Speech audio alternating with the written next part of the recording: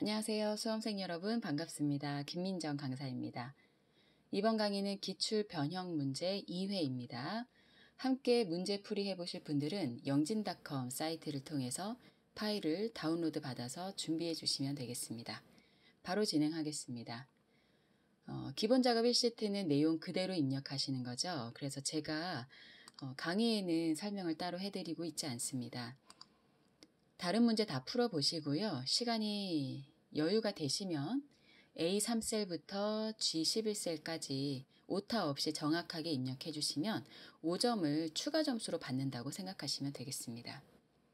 바로 기본 작업 2시트로 넘어가겠습니다. 자, 기본 작업 2시트는요. 셀 서식 문제가 출제가 되고 있고요. 2점짜리 5문제 출제되어서 총 10점인데요. 10점 모두 획득하셔야 되겠습니다. 1번부터 풀이해 보겠습니다. A1셀부터 I1셀 영역은 셀 병합하고 가로, 세로 가운데 맞춤해야 하고 바탕체이고요. 크기는 17로 하고 스타일 굵게 지정해야 되겠습니다. 마우스로 드래그를 먼저 하겠죠. A1셀부터 I1셀까지 블럭 잡으시고요. 화면에 보시면은 여러분 화면에는 가운데에 홈 메뉴의 가운데에 병합하고 가운데 맞춤 메뉴 보이실 겁니다. 클릭하세요.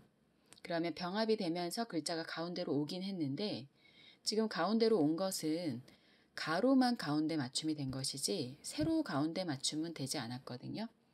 그러면은 맞춤 부분에 보시면 이 부분 위아래에 가운데 맞춤이 또 있습니다. 그래서 결과적으로는 세로 가로 둘 다 가운데 맞춤이 되어야 하니까 두 개 다 가운데 맞춤이 선택이 되어 있어야 되겠습니다. 이렇게요. 자, 그 다음 글꼴 찾겠습니다. 글꼴 바탕체이네요. 바탕체 찾아주시고요. 네. 그리고 글자 크기는 17포인트인데 17포인트는 글꼴 크기에 보시면은 16 다음에 18로 가고요. 16을 선택해 놓고 옆에 있는 글꼴 크기 크게 작게를 하더라도 2포인트씩 건너뛰거든요. 그러면 숫자 있는 부분에다가 직접 마우스로 드래그를 하시고 17을 써줍니다. 직접 쓰시고 엔터 키를 치세요. 그러면 정확하게 그 크기로 설정하실 수 있겠습니다. 글꼴 크기는 글꼴 서식 중에 제일 앞에 있는 녀석이죠. 굵게 버튼 한 번만 클릭해 주시면 되겠습니다.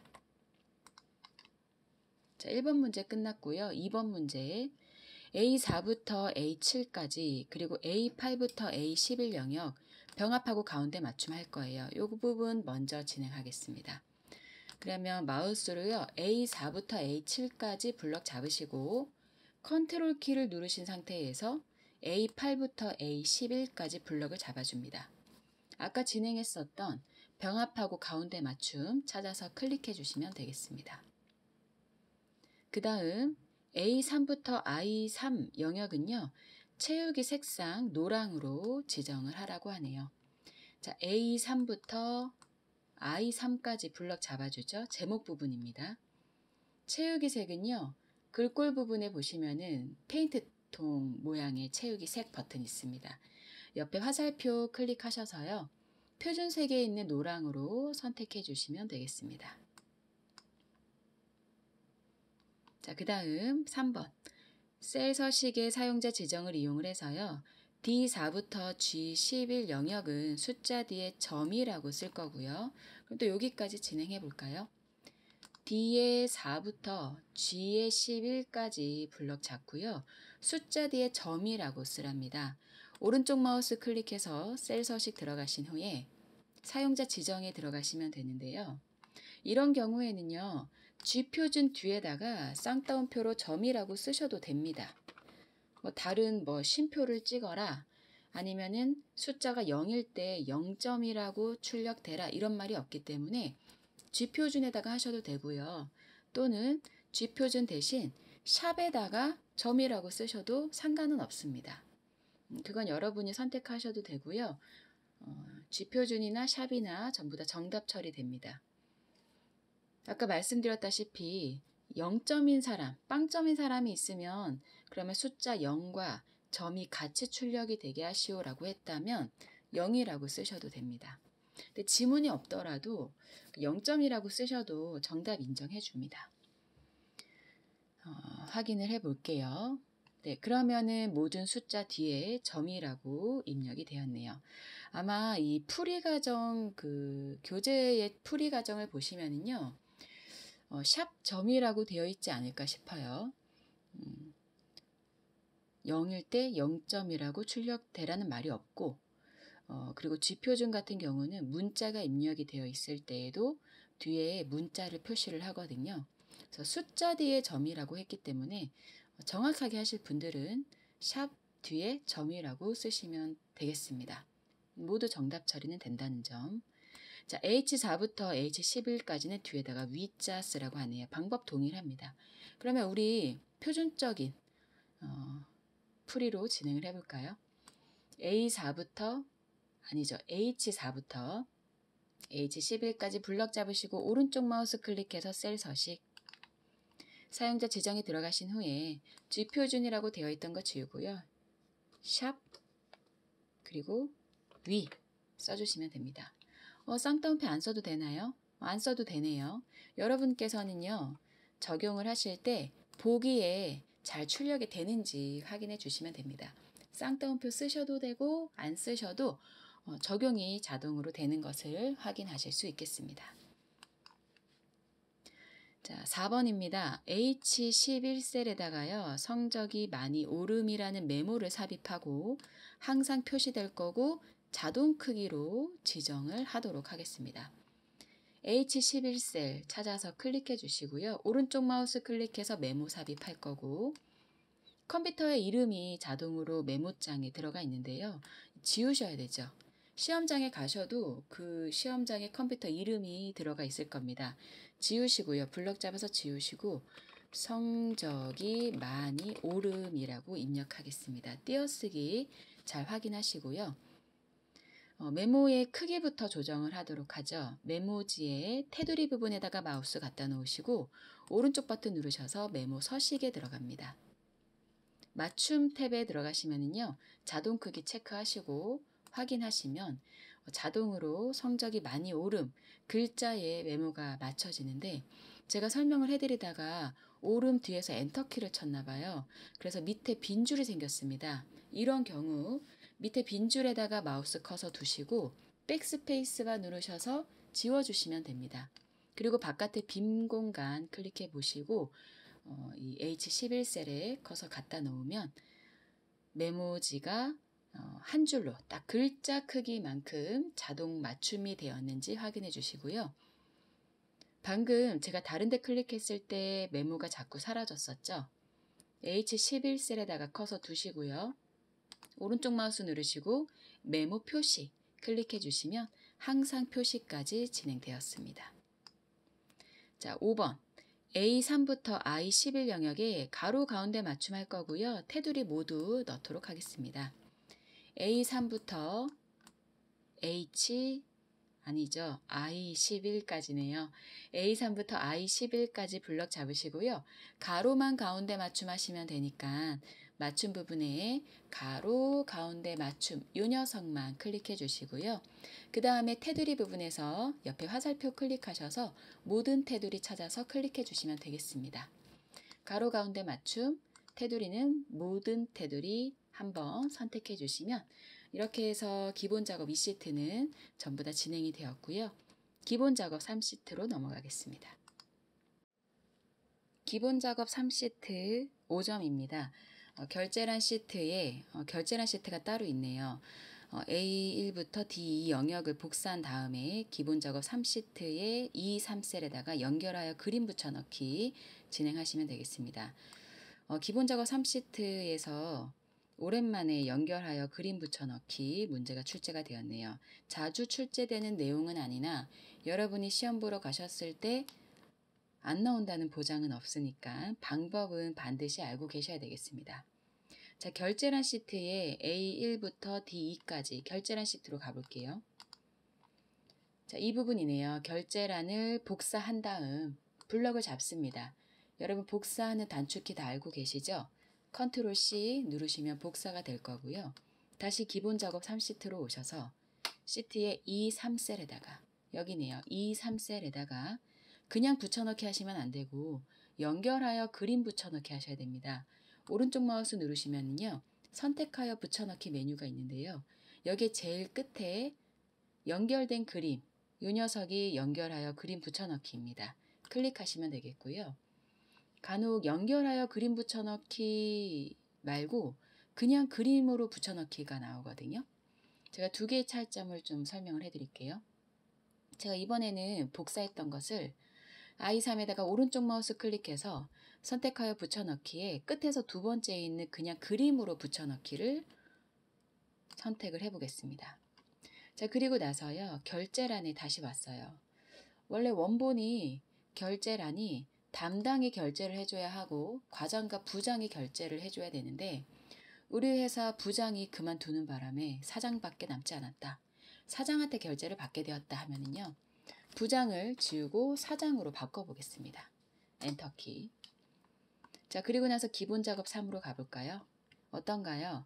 연결하여 그림 붙여넣기를 한 작업은 본문과 동일하게, 원본과 동일하게 연결되어서 그림이 변경이 된 거고요. 그냥 그림 그대로 붙여넣기 한 것은 원본이 수정이 되었더라도 이것은 이미 그냥 그림 자체로 저장이 되었기 때문에 함께 수정이 되지 않죠.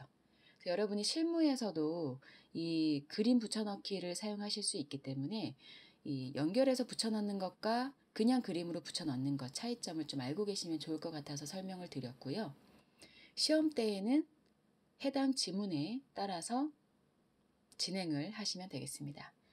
컨트롤 C 하신 다음에 오른쪽 마우스 클릭해서 저는 연결하여 그림 붙여넣기 또는 그림 붙여넣기로 진행을 했는데요.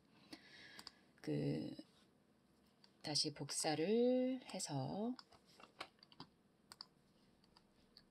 마우스 우클릭 하셔도 되지만 홈에 가보시면은요. 이 붙여넣기 메뉴에서도 어떻게 붙여넣을 건지 다양한 선택하여 붙여넣기 메뉴들이 있으니까요. 이 부분에서도 진행을 하셔도 상관은 없겠습니다. 자, 이렇게 해서 기본 작업 1, 2, 3시트가 마무리가 되었습니다. 이제 계산 작업으로 넘어가 보도록 하겠습니다. 네, 함수 문제입니다. 함수 계산 작업은요. 8점짜리 5문제 출제되어서 총 40점으로 점수 비중이 높은 편입니다. 적어도 5문제 중에 3문제 이상은 풀어주셔야 합격의 가능성이 있지 않을까 싶네요. 자, 1번 구분이 외국어 고인 조건이 나왔습니다. 구분이 외국어 고인 일반 전형의 모집 비율을 계산을 할 건데요. 모집 인원 비율의 식이 제시가 되어 있습니다. 외국어고 일반 전형 인원의 합계 나누기 그리고 모든 일반 전형 모집 인원의 합계로 계산을 하셔야 되겠습니다. 뒷섬과 썸 함수를 이용을 하네요. 그럼 앞에 조건이 있는 구분이 외국어 고인 일반 전형 인원 합계는 뒷섬으로 계산을 하시면 되고 그냥 일반 전형 모집 인원 모두 더하는 것은 썸 함수로 진행을 하시면 되겠습니다. 뒷섬 함수를 쓰시려면 조건을 미리 만드셔야 되죠. A12부터 A13에다가 만드셔야 되는데 자, 복사해서 붙여 넣을게요. 조건이 뭐냐? 구분이 외국어 고인 게 조건이거든요. 자, 그러면 구분이 외국어 고인 거. 저 컨트롤 키로 두 개를 동시에 블럭을 잡았습니다. 구분 클릭하고 컨트롤 키 눌러서 외국어고 클릭하고 컨트롤 C로 복사하고요. 조건을 넣으라고 하는 A12셀에다가 컨트롤 V로 붙여넣기 합니다. 조건이 만들어졌어요. 그러면 첫 번째 외국어고 일반 전형 인원의 합계부터 뒷섬으로 구하겠습니다. 답 넣을 부분에 클릭해 놓고 화면을 확대를 하도록 하죠. 등호 쓰고 뒷섬이죠. 뒷섬. 저는 함수 마법사 이용하겠습니다. 함수 마법사 단축키 컨트롤 A. 데이터베이스 함수, D로 시작하는 함수들은요. 인수가 3개죠. 맨 처음 데이터베이스는 내용 전체 블럭 잡으시면 되고 필드는 계산하려고 하는 필드의 제목을 클릭하시면 되고요. 마지막은 조건 범위 잡으시면 됩니다. 그러면 여기에서 데이터 범위는요. 표 전체 다겠죠. A2부터 D의 10까지 블럭 잡아주시면 되겠고요. 그 중에서 계산하고 싶은 것은 일반 전형 인원의 합계거든요. 일반 전형 필드명 D2셀을 클릭해 주시면 되겠고요. 마지막 조건 범위는 우리가 방금 만들어준 조건 범위. 구분이 외국어 고인 거. A12부터 A13까지 블럭 잡아주시면 되겠습니다. 이렇게 인수가 들어가겠네요. 전체 범위 중에서 일반 전형의 합계를 구하겠다. 조건은 구분이 외국어 고인 게 조건이다. 확인하십시오. 바로 확인하시고요. 그러면 일반 전형에 해당하는 결과가 나왔어요. 백분율로 나와서 좀 이상하긴 하지만 이게 왜 백분율로 나왔을까요? 여기 표시 형식이 백분율로 되어 있네요. 표시 형식을 일반 숫자로 저는 바꿔보도록 하겠습니다.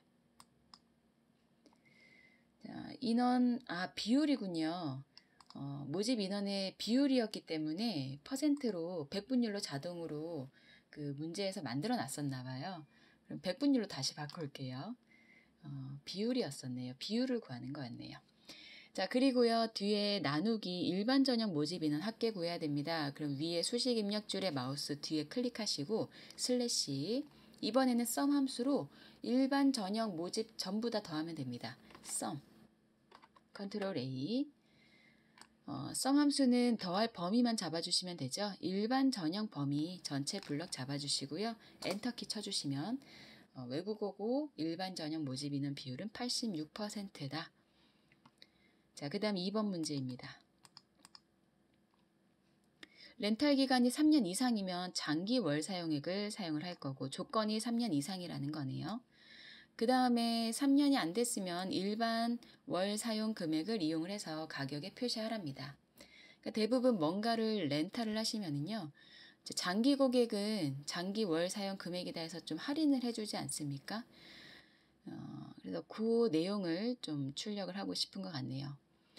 가격을 계산을 해야 되는데 가격은 등록비가 우선 5만 원인 사람도 있고 10만 원인 사람도 있어요. 등록비에다가 12개월 동안 매달 사용하는 월 사용 금액을 곱해서 더하시면 되는데요. 이 월 사용 금액이 3년 이상이냐 아니냐에 따라서 일반 금액을 적용을 할 건지 장기 금액을 적용을 할 건지가 달라진다는 거죠. 자, 답날 부분에 클릭하시고요. 등호 쓰고 우선 저는 이 첫 번째 제품의 가격을 계산을 할 거니까 첫 번째 제품의 등록비를 클릭해서 더하기 입력하겠습니다. 그리고 12개월이네요. 그 다음에 곱하기 월 사용 금액이 다 똑같았다면 클릭하고 마무리가 됐겠지만 3년 이상이냐 아니냐에 따라서 일반 금액과 장기 금액을 선택을 하셔야 됩니다. 그래서 if문에 들어가시면 되죠. 조건은요. 렌탈 기간이 3년 이상이냐 아니냐 하는 겁니다. 그럼 렌탈 기간 클릭하시고요. G3셀 클릭하고 이상이다. 크거나 같다. 몇 년보다 3년 이상이라면 그게 true라면 장기 월 사용액을 사용한다고 했죠. 그러면 장기 금액이 있는 J3셀을 클릭해 주시고요. 아니다 라고 하면 일반 금액 I의 3셀을 클릭을 해주시면 되겠습니다. 조건 쓰시고 그 조건에 해당하는 값, 아닐 때 해당하는 값 선택해 주시면 되겠습니다. 자, 확인 버튼 누르고요. 나머지 채우기 핸들로 끌어주면 해당하는 가격이 출력이 되었습니다. 자, 표 3번. 표 3번은요. 주민등록번호 앞에 6자리를 이용해서 년월일을 구하래요. 그래서 생년월일을 표시를 하랍니다.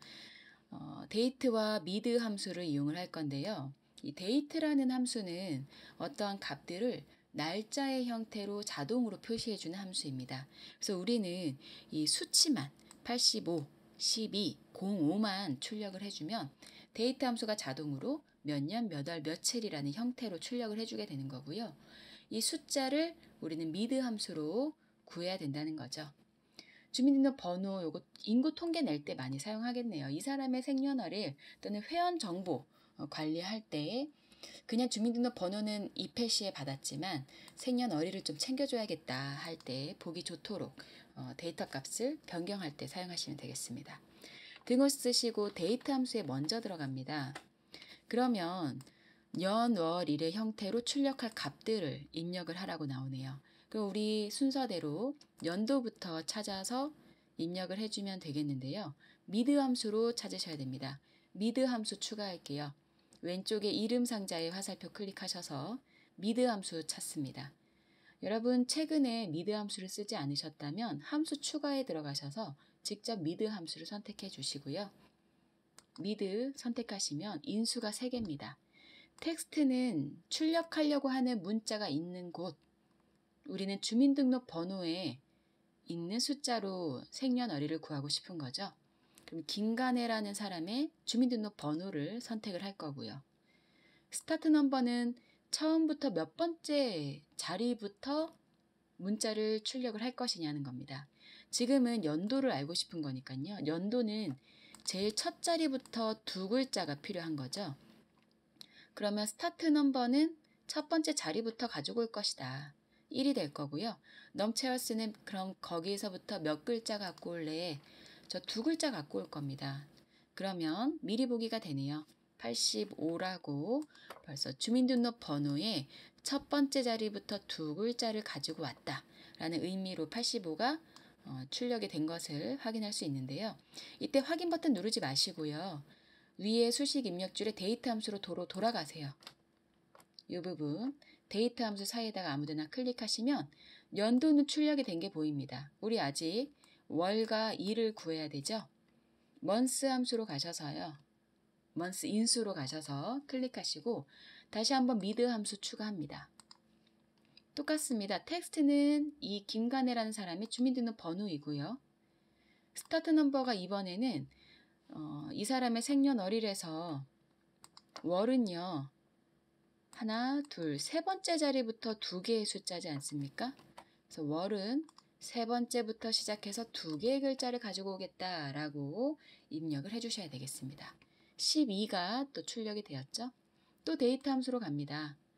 이제 마지막 1을 구하셔야 되네요. 똑같이 미드 함수 들어갈 거고요. 텍스트는 주민등록번호입니다. 스타트 넘버가 이번에는 1이니까요. 여기 지금 가려져서 제가 밑에 있는 값으로 설명을 해드리고 있어요. 1은 요 2글자죠. 그럼 얘는 몇 번째 자리부터 시작하나요? 하나, 둘, 셋, 넷, 5번째부터 2개의 숫자를 가지고 오면 이게 이 사람의 태어난 날짜 1이 되겠네요. 그러면 스타트 넘버는 5. 몇 글자 가지고 오겠다? 2글자 가지고 오겠다. 이제는 확인해 주시면 됩니다. 연월일을 다 입력을 했으니까요. 그러면 데이터 함수가 자동으로 연월일, 날짜의 형태로 출력을 하게 되는 거죠. 나머지 채우기 핸들로 끌어서 마무리하도록 하겠습니다. 표 4번 풀어보겠습니다. 표 4번은요. 출발 시간과 정류장 개수, 정류장당 소요 시간을 이용을 해서 도착 예정 시간을 계산을 하셔야 됩니다. 그런데 문제에서 도착 예정 시간, 시기 주어졌습니다. 출발 시간 더하기 정류장 개수 곱하기 정류장당 소요 시간이라고 하네요. 초 단위는 계산할 필요가 없고요. hour, minutes, time 함수 모두 사용을 하셔야 되겠습니다.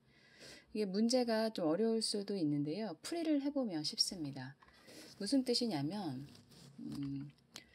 버스 1호차가 수영장에서 출발을 해서 서둔동으로 향하는데 10시에 출발을 했대요. 그럼 이 10시라는 시간에다가 정류장 10개를 거쳐서 도착을 하는데 정류장당 시간이 3분이랍니다. 그러면은 결과적으로 10개 정류장 3분씩 거쳤으니까 이거 2개 곱하면 30분이잖아요. 10시에 출발해서 30분 걸렸으니까 10시 반이라고 결과가 나오면 되겠네요. 그럼 두 번째 것은 9시 50분에 출발을 했는데 4분씩 걸리는 정류장 8군데를 거쳤대요. 그러면은 요거 2개를 곱하면 8, 4, 32입니다. 그러면 9시 50분에다가 32분을 더하면 결과는요. 몇 시인가요? 10시 22분이라고 결과가 나오면 되겠네요. 그런데 이것을 시간의 형태로 알려주고자 하니 time이라는 함수를 쓰는 거고요. 출발 시간에 시를 빼오기 위해서 hour 함수, 그리고 분을 빼오기 위해서 minutes 함수를 사용을 하는 겁니다. 그리고 minutes 함수를 사용을 할 때 이 정류장 개수랑 소요 시간을 곱해서 더하게 되는 거죠. 진행해 보겠습니다. 답 나올 부분에 클릭해 놓고요. 시간의 형태로 출력하기 위해서 타임 함수에 먼저 들어가겠습니다. 그러면 시간 중에 시 형태로 보여주고 싶은 값을 먼저 출력을 해야 돼요. 시는 출발 시간에 요 10시, 9시, 10시이지 않습니까? 그러면은 hour 함수 그대로 다시 사용하시면 됩니다. 이름 상자에서 hour 함수를 추가를 하겠습니다. 네, 선택하시고 찾아서 선택하시고 확인. 어떤 값의 시를 구하고 싶으냐? 출발 시간에 시를 구하고 싶은 거죠. 선택하고요. 확인하지 마시고 위에 수식 입력줄의 타임 사이에다가 아무데나 클릭을 하시면은요. 10시는 출력이 됐네요. 그럼 이제 분을 구할 건데요. 분은 이 출발 시간의 분에다가 더하기 정류장 개수 곱하기 소요 시간으로 하셔야 됩니다. 그래서 우선 분으로 출력을 할 거니까요. 이 출발 시간의 분을 가지고 와야 되니까요. minutes라는 함수를 추가를 할 거고요. 그리고 여기에다가 우선 내가 출발하는 시간 H17셀 선택을 하고 타임으로 돌아갑니다. 또. 그러면 지금 10시라는 시간에서는 분은 없으니까 0으로 나왔는데요. 여기에다가 이제 나머지 정류장당 걸리는 시간을 더해 주시면 되는 거죠. 더하기 하겠습니다. 정류장 개수 곱하기 정류장당 시간입니다. 근데 이게 우선순위를 위해서요. 이 곱하는 부분, 정류장당 개수 곱한 것은 가로로 좀 묶어주겠습니다. 그리고 초는 필요가 없다고 했으니까 그냥 0이라고 입력을 할게요. 확인을 해보면요. 도착 예정 시간 출력이 되고 나머지 채우기 핸들로 끌어주시면 되겠습니다. 계산 작업 5번 문제입니다. 품목명을 이용하여 금액을 구하라고 했네요. 근데 금액은요. 수량 곱하기 품목별 단가로 계산을 해야 하고요. 단가는 품목명을 이용해서 단가표 참조하시면 되겠습니다.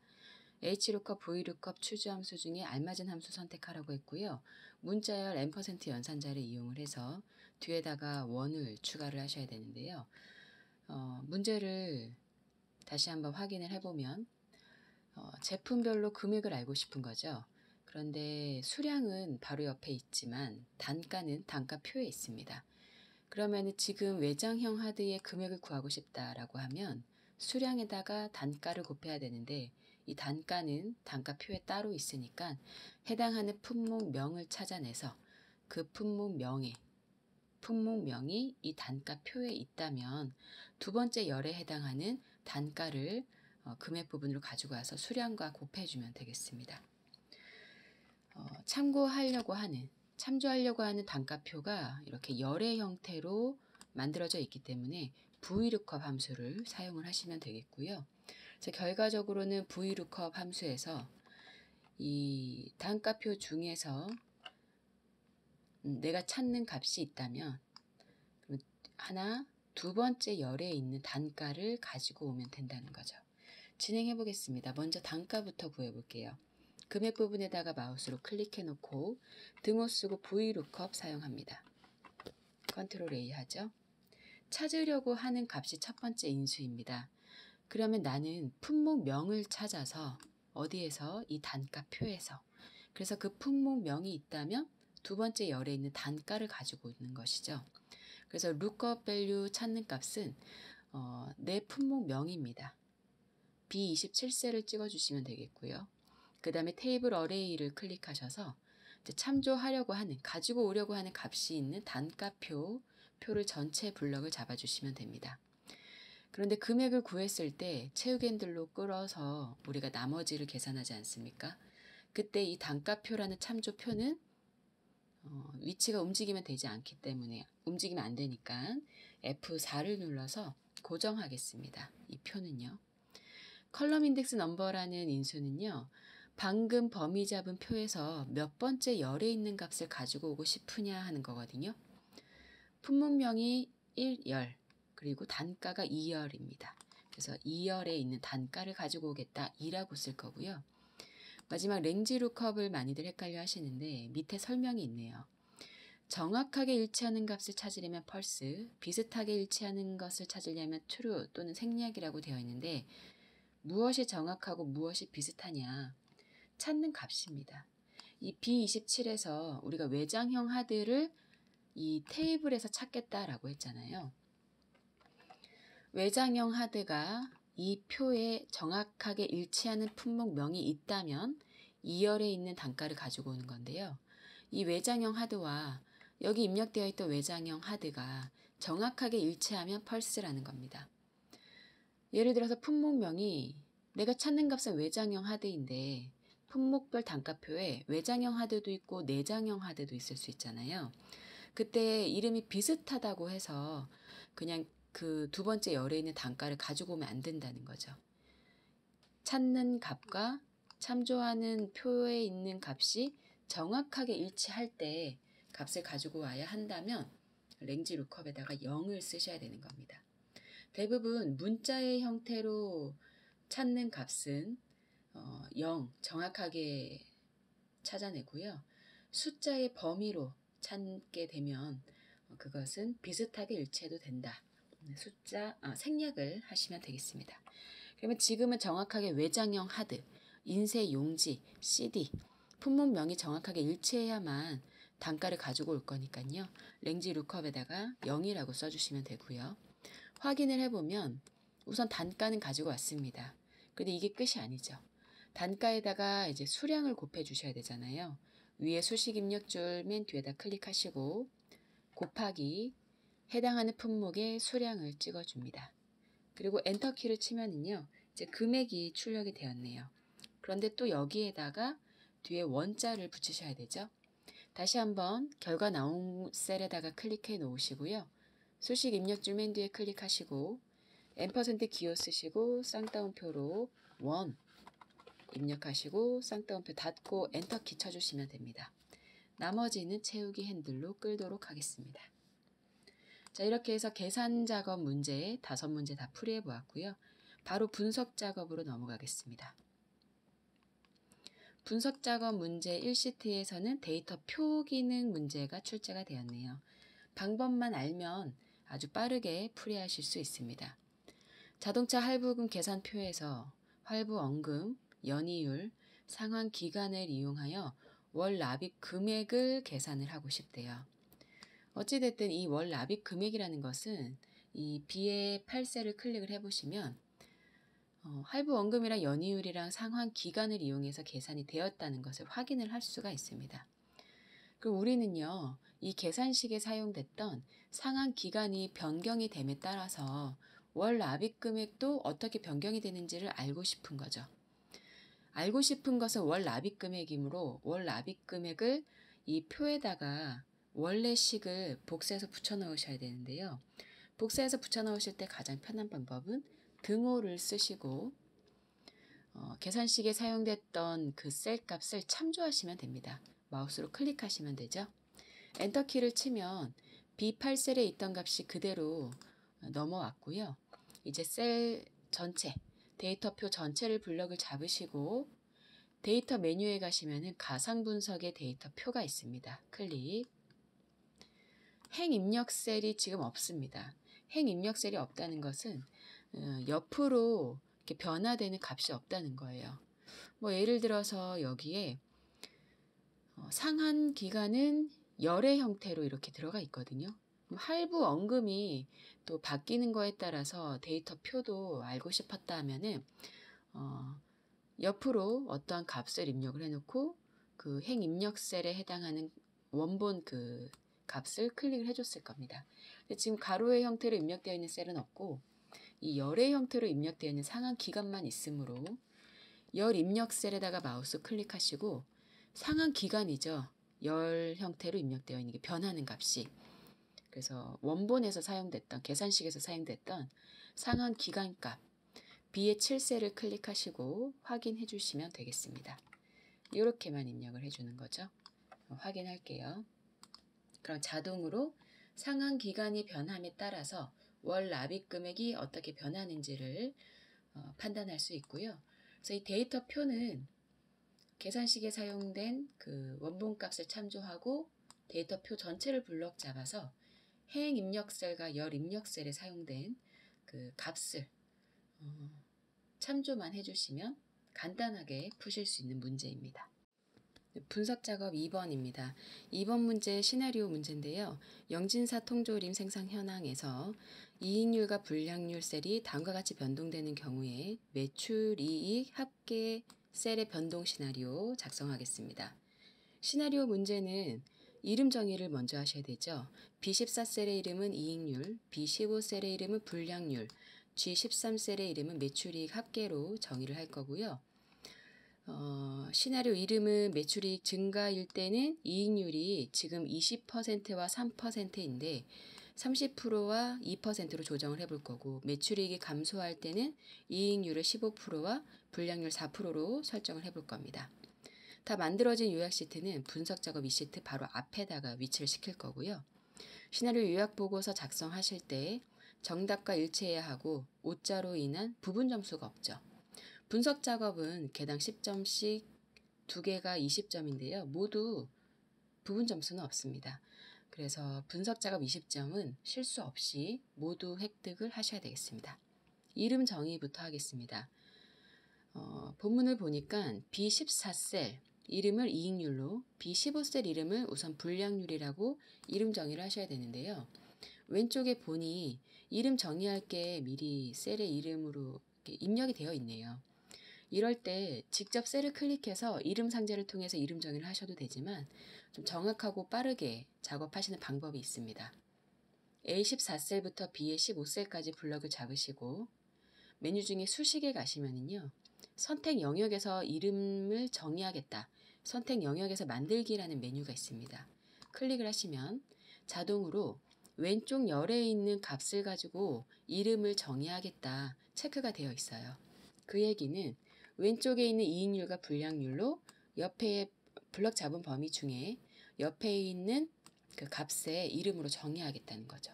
그래서 확인만 해주시면 됩니다. 그러면 타이핑 일일이 할 필요 없이 클릭을 해보면은요, 이름 정의가 다 되어 있다는 것을 확인을 할 수가 있겠습니다. 자, 그리고 G의 13셀은 이름 정의해야 되죠. 얘는 그냥 이름 정의해야겠네요. 클릭해 놓으시고요. 왼쪽 상단의 이름 상자에다 클릭하시고 매출, 이익, 합계 엔터키 치겠습니다. 자, 이름 정의가 다 끝났으니까요. 이제 시나리오를 만들 건데 아까 변동되려고 하는 셀은 이익률과 불량률이었잖아요. 그래서 이 두 개의 값이 변경이 될 것이다. 두 개를 블럭을 잡으시고 메뉴 중에 데이터에 가상 분석의 시나리오 관리자로 갑니다. 추가 버튼 누르겠죠? 첫 번째 시나리오 이름은 매출 이익 증가였습니다. 입력할게요. 변경 셀은 자동으로 잡혀 있습니다. 눈으로 확인하시고 확인 버튼 클릭. 자, 그러면은요, 시나리오 창이 떴습니다. 자, 여기에다가 변경되는 이익률과 불량률 수치 넣어주시면 되죠. 30%이고 이익률은요, 불량률은 2%입니다. 여기서 확인 누르시지 말고요, 추가 버튼 누르세요. 두 번째 시나리오도 있으니까. 두 번째 시나리오 이름은 매출, 이익, 감소입니다. 그대로 또 확인하고요. 이번에는 이익률이 15%, 불량률은 4%입니다. 이제는 확인해도 되죠? 그리고 요약 버튼 눌러주시면 됩니다. 결과 셀은요, 아까 매출, 이익, 합계, 매출, 이익, 합계 셀의 변동 시나리오를 작성하고 싶다고 했으니까 매출이익 합계 셀, 우리가 이름 정의해 놓은 셀 자동으로 잡혀 있네요. 확인하겠습니다. 그러면 셀이 시나리오, 요약, 시트가 만들어졌고요. 여러분께서 이름 정의를 잘못하시면 이 변경 셀과 결과 셀의 이름이 다르게 나올 겁니다. 확인하시고 매출이익 증가와 매출이익의 감소, 이런 수치로 증가하고 감소할 때 매출이익 합계가 어떻게 변경이 될 것인지를 판단해보는 시나리오 요약 진행을 해보았고요. 시나리오 요약 시트의 위치 확인하셔야 되죠. 분석 작업 2시트 바로 앞에 가야 됩니다. 바로 앞에 와 있어요. 그쵸? 화면을 확대를 해보면요. 분석 작업 2시트 앞에 와 있는 거 확인됩니다. 뒤에 있는지 앞에 있는지만 한 번 더 확인해 주시고요. 이렇게 되면 시나리오 문제까지 완료가 되었습니다. 다음은 매크로 문제입니다.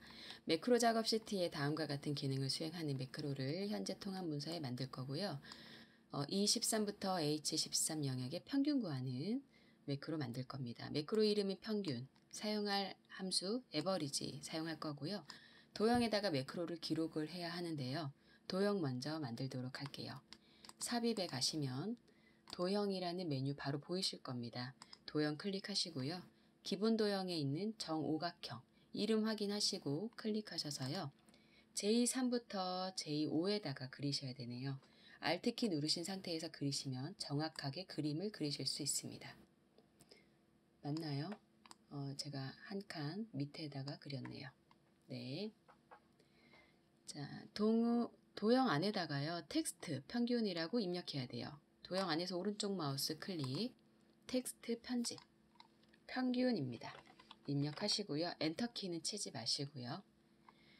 빈 셀 한번 클릭했다가 이 도형을 클릭하면 평균 매크로 실행되도록 할 거거든요.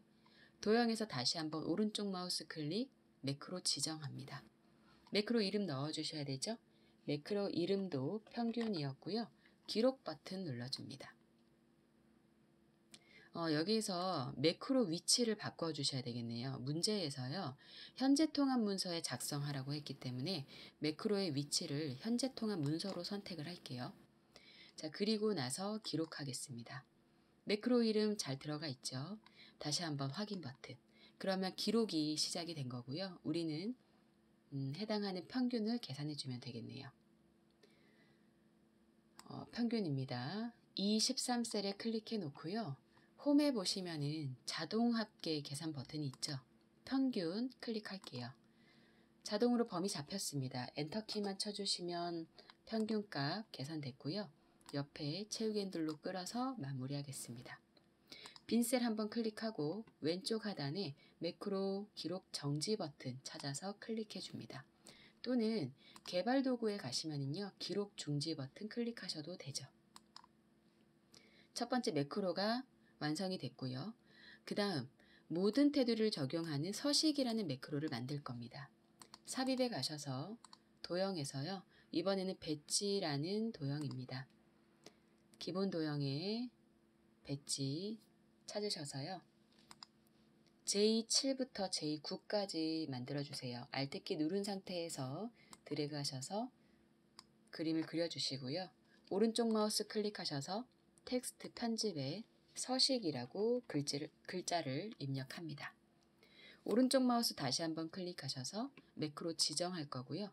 매크로의 이름은 서식입니다. 기록하겠죠? 기록 클릭.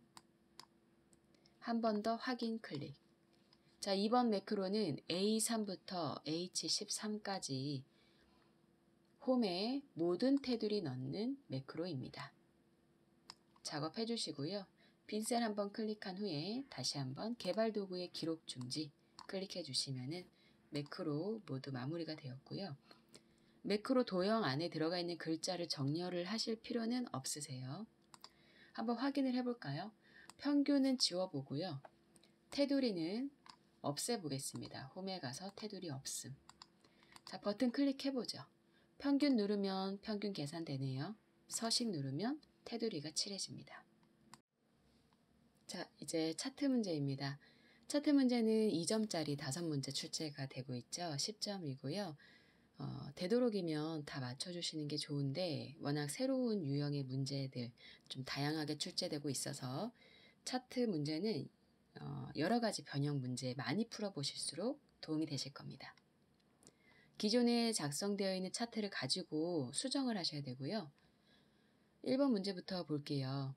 부서별 매출 현황 표에서 부서가 영업 일부의 목표액과 달성액만 표시되도록 데이터를 수정을 하라고 하네요.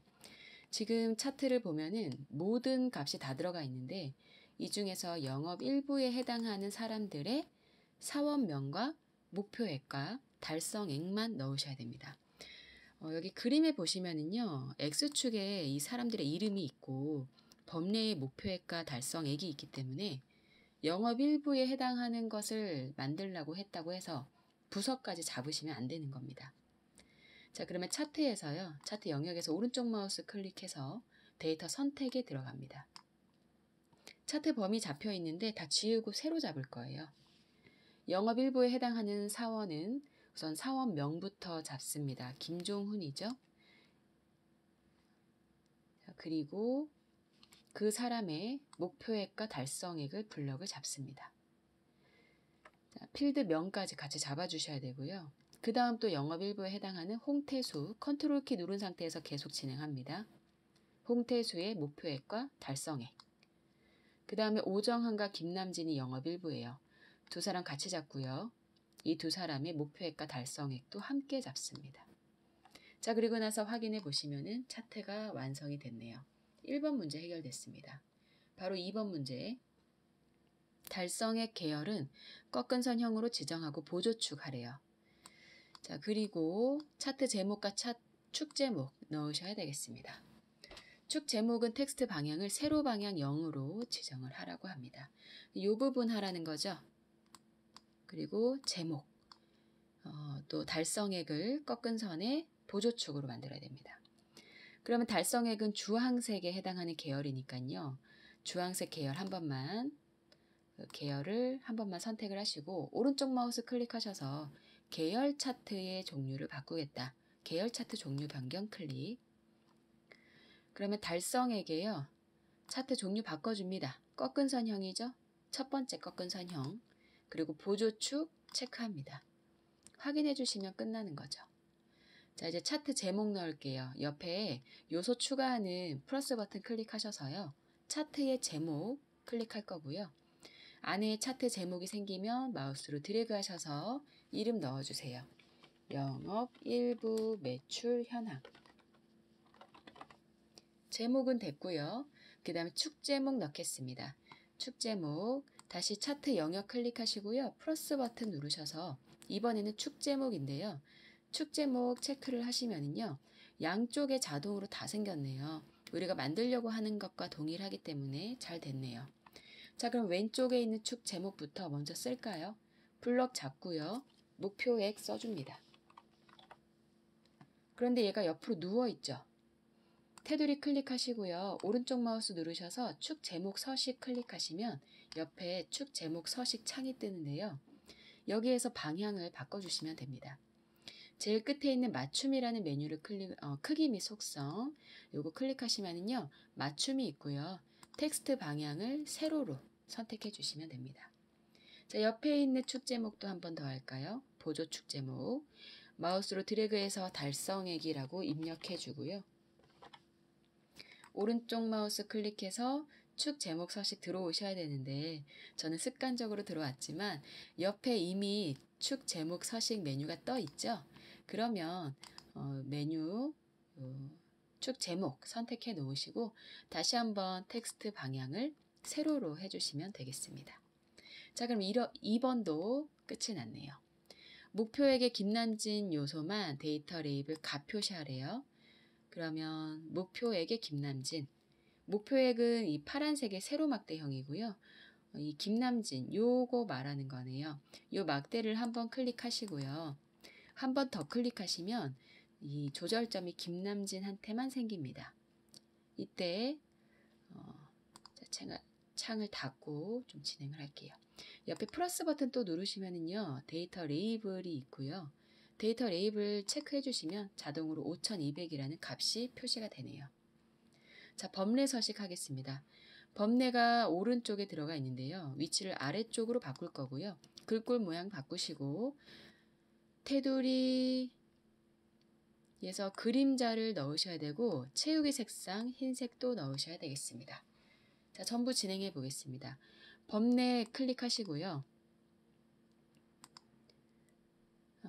더블 클릭하시면 또 오른쪽에 범례 서식이라는 메뉴가 뜹니다. 오른쪽 마우스 클릭하셔서 범례 서식 들어가셔도 되고 아까 축 서식도 마찬가지예요.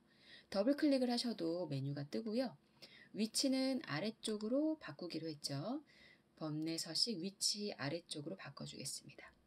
자, 그리고 글꼴 바꿔야 되네요. 홈으로 가셔서요. 글꼴 모두 바꿉니다. 도둠체고요. 바로 입력해서 찾을게요.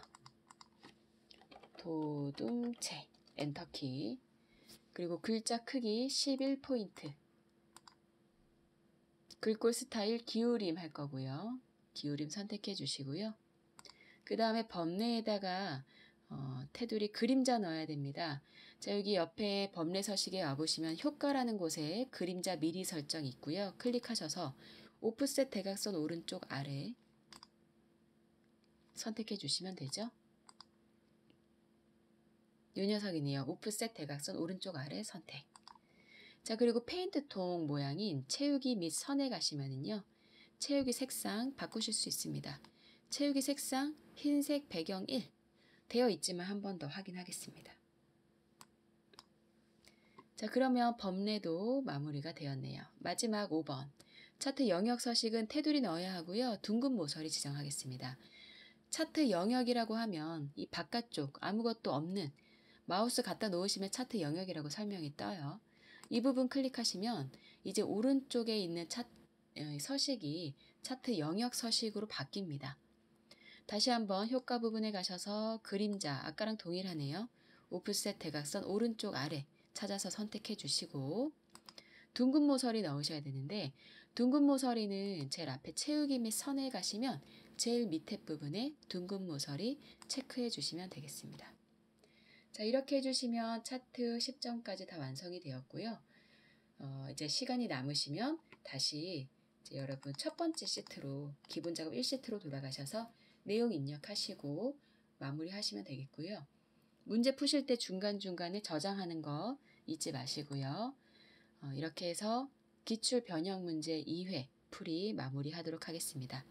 자, 영상이 도움이 되셨다면 구독과 좋아요 부탁드리겠습니다. 네, 다음 영상에서 뵙도록 하겠습니다. 수고하셨습니다.